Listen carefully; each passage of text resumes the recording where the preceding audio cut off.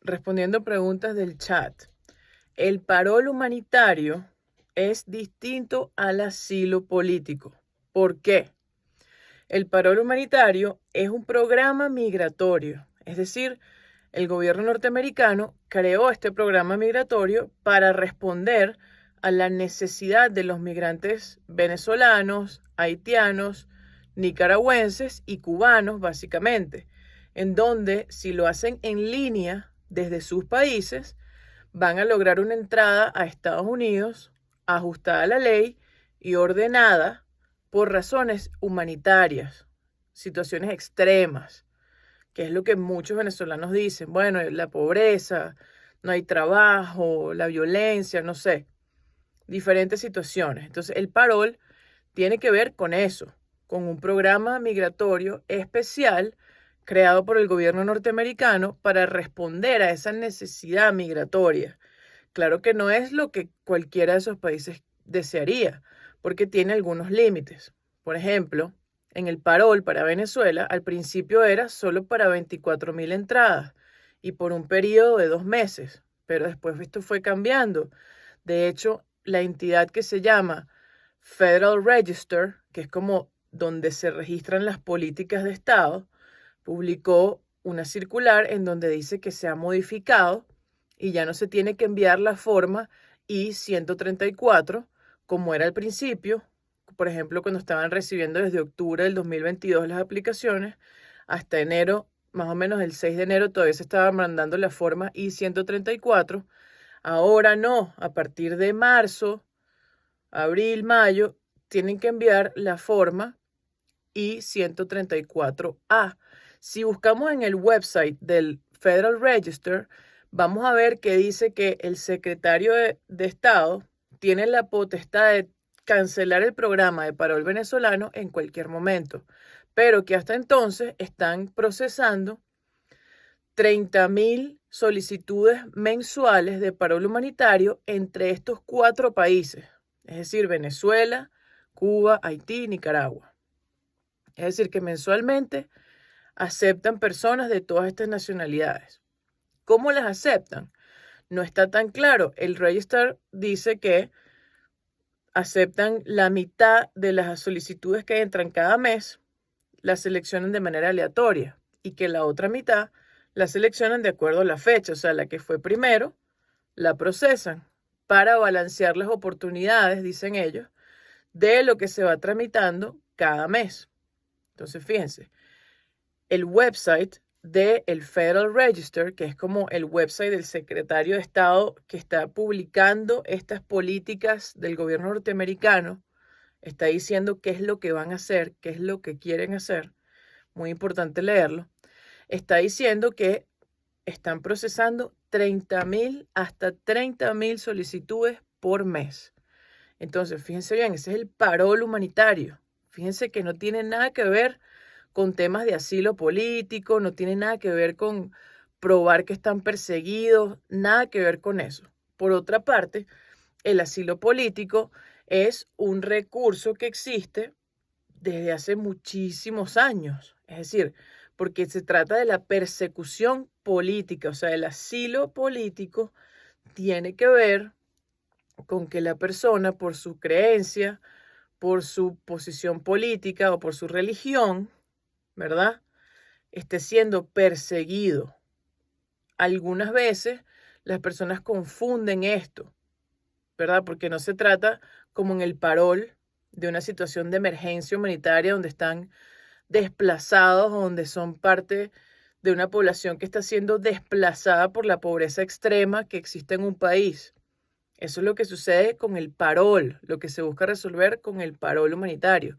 Con el asilo político es alguien que ha sido amenazado de muerte por su posición política o que lo han puesto preso, lo han acusado de traición a la patria, cosas súper fuertes en la parte política.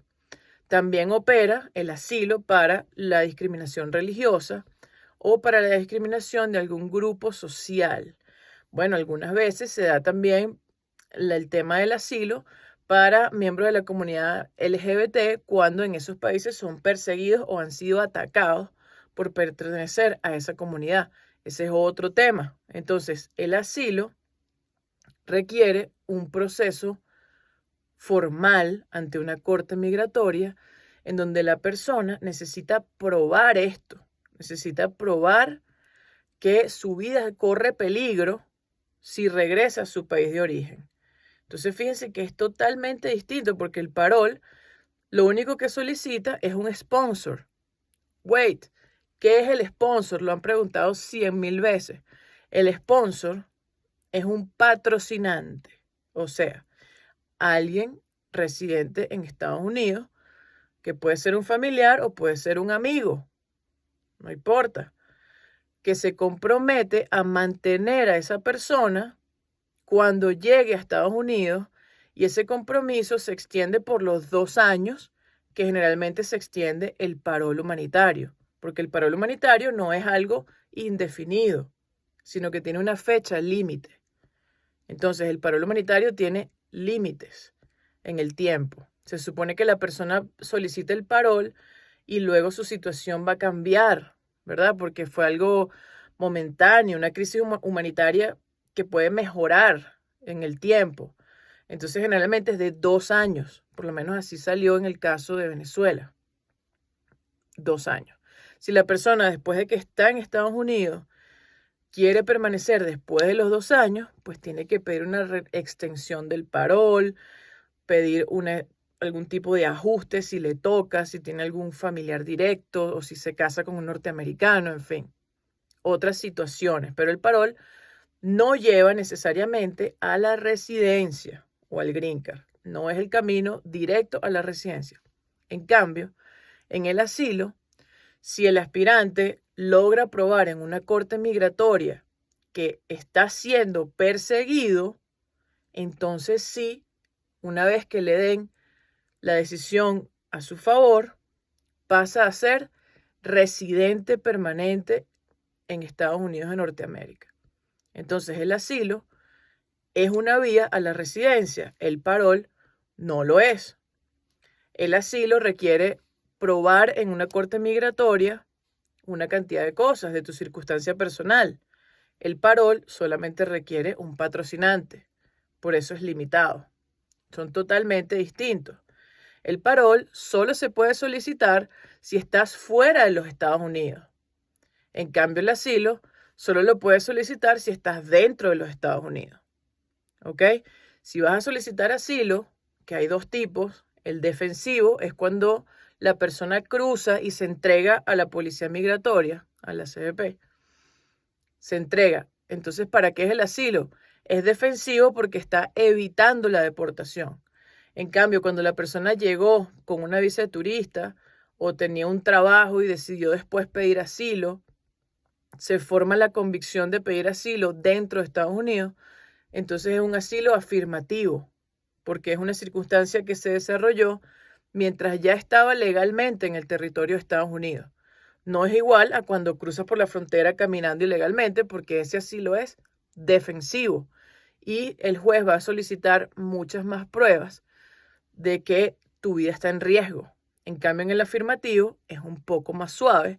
El estándar de prueba es un poco más suave cuando tienes que probar la probabilidad de que tu vida está en peligro, la probabilidad creíble. En cambio, cuando es defensivo, que quieres evitar la deportación, el estándar de prueba es de certeza de la probabilidad. Entonces, fíjense, certeza es mucho más difícil de probar que la posibilidad creíble. Es más fácil de probar. Entonces, asilo defensivo, cuando entra por la frontera caminando y se entrega. Ok, una corte migratoria directamente. Apenas entró, se entregó. Va para corte migratoria, le dan un Notice to Appear, que le dicen NTA, y tiene que entrar ahí. También esto pasa cuando le dan la cita en la aplicación CBP One. Le dan la cita, cruza la frontera, se entrega. ¿Qué va a pasar ahí? Asilo defensivo. Por eso tienes que tener tu historia personal organizada. Yo le llamo expediente personal. Es muy importante tenerlo hecho porque es tu única oportunidad, suponiendo que te coloquen un defensor público, de entregar algo con orden para tu caso. Entonces, asilo afirmativo, más sencillo, probabilidad. La persona ya está dentro de Estados Unidos y decide pedir asilo. Asilo defensivo, más difícil. La persona cruzó ilegalmente, pero se entregó. Entonces debe probar la certeza de que su vida está en riesgo. El parol solo se puede solicitar fuera de Estados Unidos. Y además de que solo se puede solicitar fuera de los Estados Unidos, tiene un solo requerimiento, que es que tengas tu patrocinante en Estados Unidos que se haga responsable de tus gastos, de tu manutención. ¿Por qué? Porque el gobierno no quiere gente que llegue y además le pida ayuda al gobierno, porque ya le están dejando entrar. Entonces, lo último que quiere el gobierno norteamericano es que, además de que abren un programa migratorio para ayudar a esta gente de estas nacionalidades, además que cuando lleguen pidan, por ejemplo, seguro de desempleo, ¿ok? O cualquier beneficio del Estado. Por eso es que el gobierno te pide que tengas tus patrocinantes.